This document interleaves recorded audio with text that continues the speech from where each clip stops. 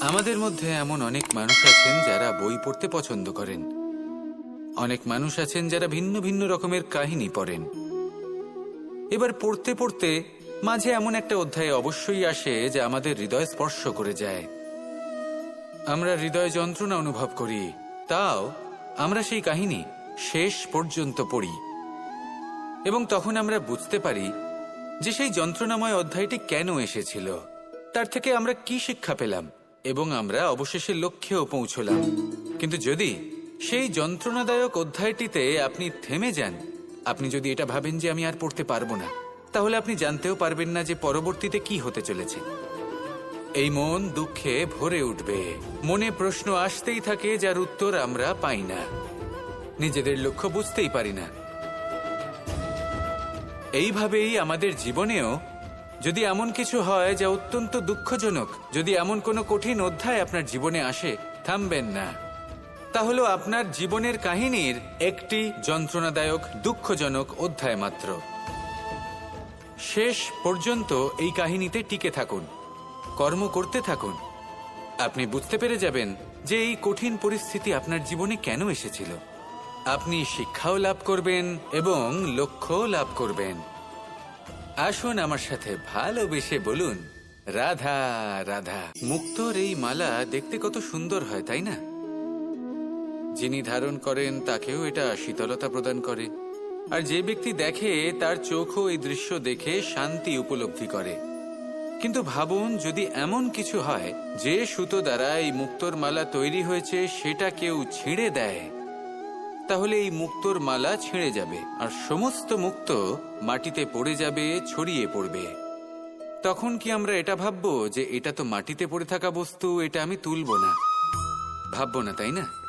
আমরা নিচু হয়ে একটা মুক্ত কুড়িয়ে নিই এবং আবার এদের সুতোর মধ্যে প্রবেশ করাই। কেন? কারণ এই মুক্ত হলো বহুমূল্য। এতে কোনো সন্দেহ নেই যে এই মুক্ত হলো বহুমূল্য। কিন্তু এর থেকেও অনেক বেশি বহুমূল্য হলো আমাদের জীবনে আমাদের সম্পর্ক, আমাদের বন্ধু বান্ধব।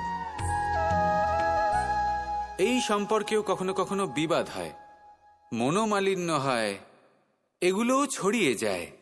আর সেই সময় এই মুক্তোর মতোই নত হয়ে আমাদের এই সম্পর্কগুলিকে হাতে তুলতে হবে, এদের জুড়তে হবে, এদের আগলে রাখতে হবে, কারণ এদের থেকে বহুমূল্য আর কিছুই নেই।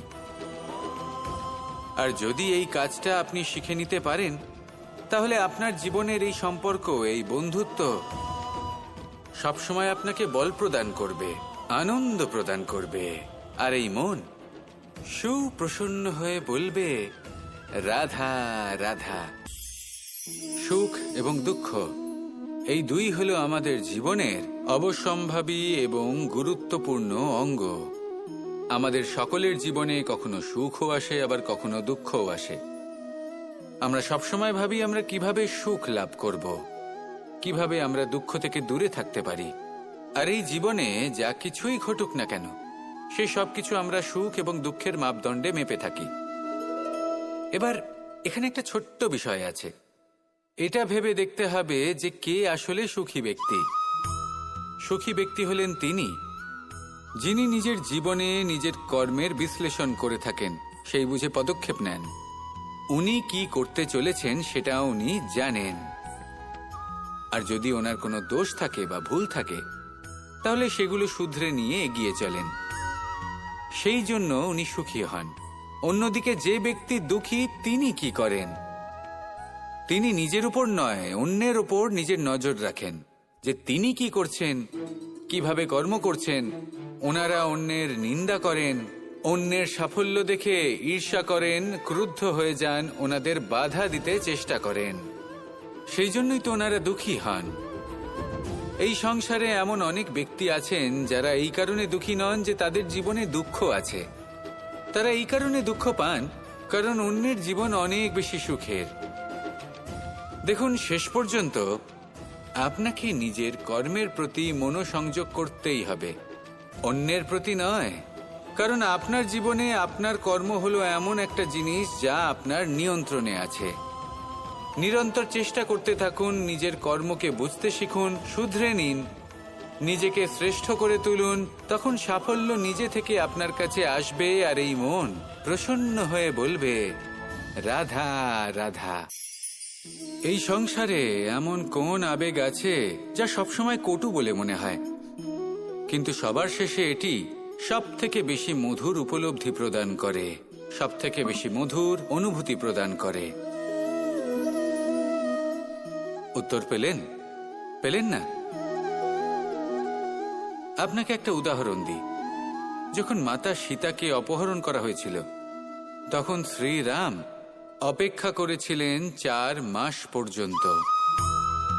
উনি খুঁজতে চেয়েছিলেন, কিন্তু উনি ওনার খোঁজ বন্ধ রেখেছিলেন। কল্পনা করে দেখুন ওনার কতটা যন্ত্রণা হয়েছিল। উনি শুধু অপেক্ষা করছিলেন, কারণ তখন বর্ষা ছিল। অনেক দিন পর্যন্ত সূর্যের আলো দেখা যায়নি।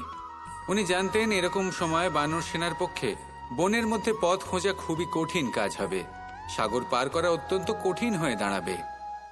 তারা হয়তো বনের মধ্যে পথ হারিয়ে ফেলবে। উনি অপেক্ষা করলেন, আর এই অপেক্ষার ফল হিসেবে উনি কি লাভ করলেন?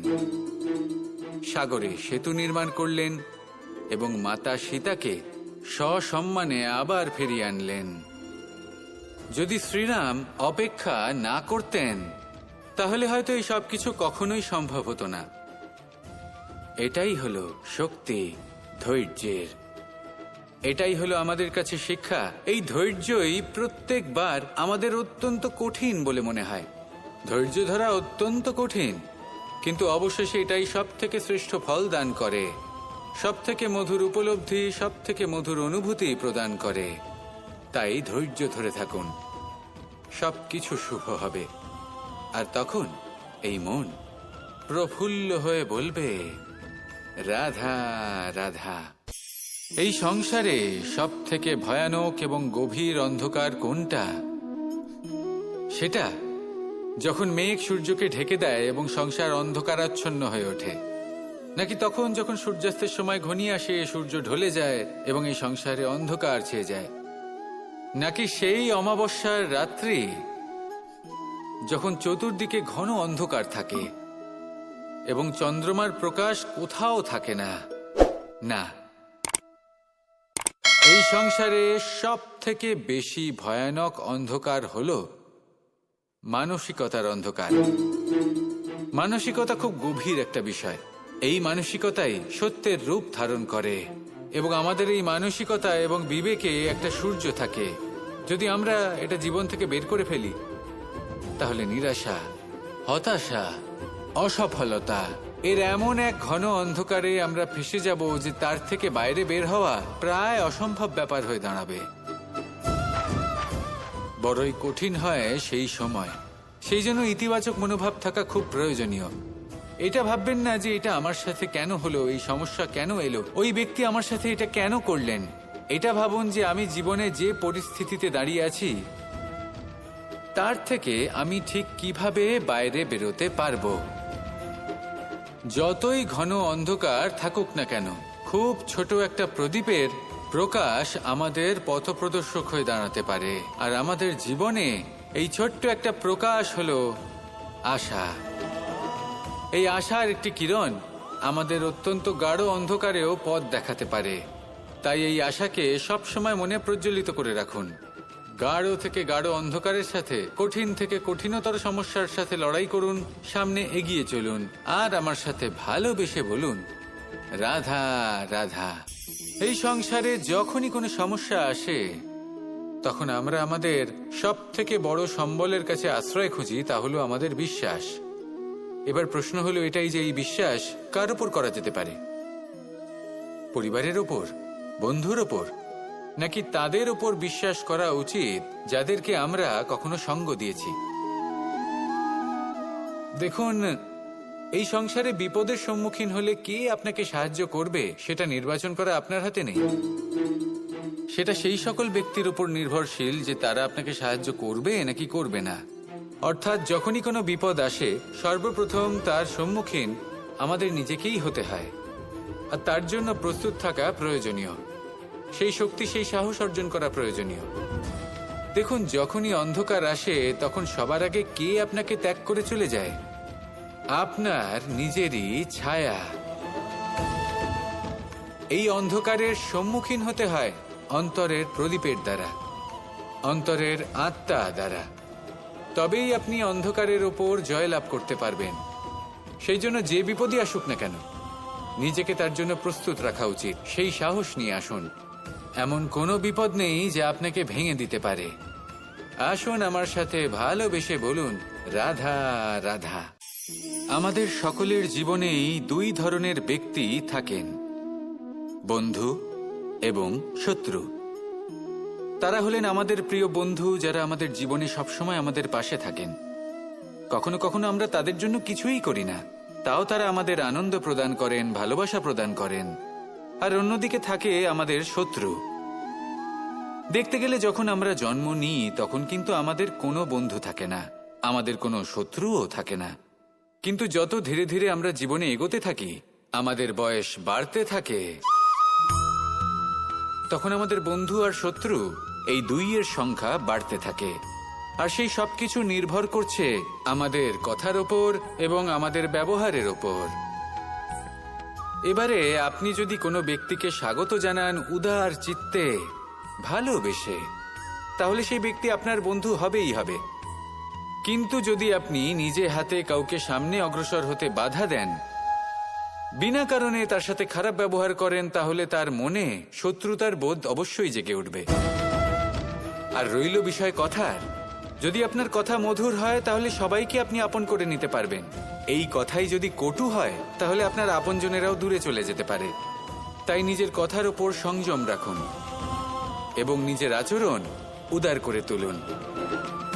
জীবনে সুখী সুখ থাকবে। আসুন আমার সাথে ভালোবেসে বলুন, রাধা রাধা। একদিকে হলো আঙুর আর অন্যদিকে কিশমিশ। দেখতে গেলে এই দুটোই সবারই খুব প্রিয়।